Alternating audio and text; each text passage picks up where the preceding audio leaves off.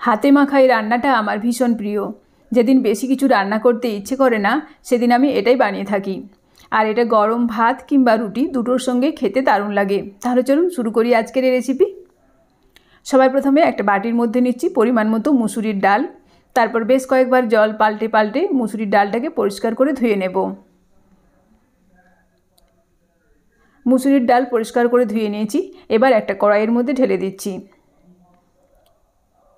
এর মধ্যে দিচ্ছি একটা মিডিয়াম সাইজের আলু, আমি লম্বা সরু টুকরো করে কেটে নিয়েছি। আর দিচ্ছি একটা মিডিয়াম সাইজের পেঁয়াজ কুচি, 3 কোয়া রসুন, আর দেব বেশ কয়েকটা চেরা কাঁচা লঙ্কা, পরিমাণ মতো লবণ, পরিমাণ মতো হলুদের গুঁড়ো এবং 1 চামচ কাঁচা সরষের তেল। এবারে সমস্ত কিছু হাত দিয়ে খুব ভালোভাবে মেখে নেব। আর হাতটা কিন্তু আমি পরিষ্কার করে ধুয়ে নিয়েছি। এই দেখুন সমস্ত কিছু খুব ভালোভাবে মেখে নিয়েছি। এবার এর মধ্যে দেব পরিমাণ মতো জল, মানে ডালটা সেদ্ধ হওয়ার জন্য যতটা জলের প্রয়োজন আমি ততটাই জল এখানে দিচ্ছি। এদিকে গ্যাস অন করে আমি এই কড়াইটা গ্যাসের উপর চাপিয়ে দিচ্ছি। তারপর ঢাকা বন্ধ করে ডালটাকে সেদ্ধ করে নেব। কিছুক্ষণ পর ঢাকা খুলে দেখে নেব ডালটা সেদ্ধ হয়েছে কিনা। এই দেখুন ডাল কিন্তু এখনও ভালো মতো সেদ্ধ হয়নি, সেজন্য আবারও গ্যাসের আঁচ লো মিডিয়ামের মাঝামাঝি রেখে ঢাকা বন্ধ করে দিলাম। এদিকে অন্য একটা বাটির মধ্যে 2টো ডিম আমি ফাটিয়ে নিচ্ছি। এর সঙ্গে দেব পরিমাণ মতো লবণ আর দেব অল্প পরিমাণে পেঁয়াজ কুচি। তারপর ডিম দুটোকে ভালোভাবে ফেটিয়ে নেব। এই দেখুন ডিম দুটোকে ভালোভাবে ফেটিয়ে নিয়েছি। অন্যদিকে গ্যাস অন করে একটা ফ্রাই প্যানের মধ্যে দিচ্ছি অল্প পরিমাণে সরষের তেল।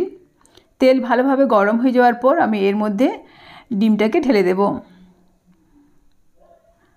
এরপর আমি এই ডিমের অমলেটটা ফোল্ড করে নেব।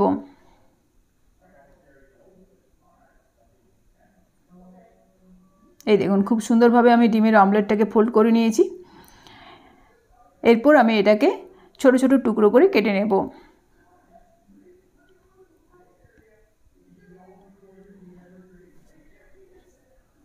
তারপর উল্টে পাল্টে ভালোভাবে ভেজে নিচ্ছি।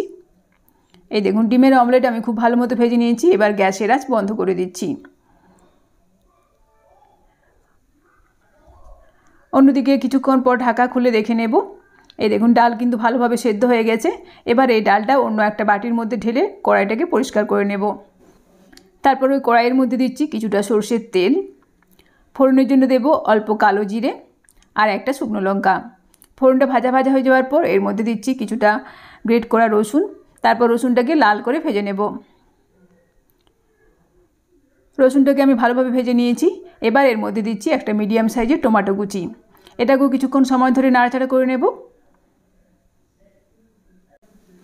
এরপর গ্যাসের আঁচ কমিয়ে এর মধ্যে দিচ্ছি 1/2 চা চামচ ধনে গুঁড়ো আর 1/2 চা চামচ জিরে গুঁড়ো।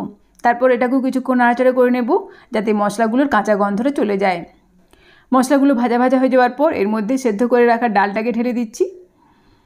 এরপর নাড়াচাড়া করে ভালোভাবে মিশিয়ে ডালটাকে ফুটিয়ে নেব। এই সময় এর মধ্যে দিচ্ছি অল্প পরিমাণে চিনি।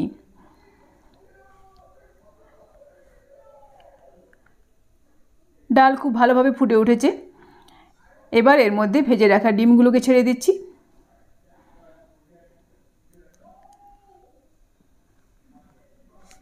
তারপর আরও একবার ঢাকা দিয়ে মিনিট 2 সময় ধরে রান্না করে নেব।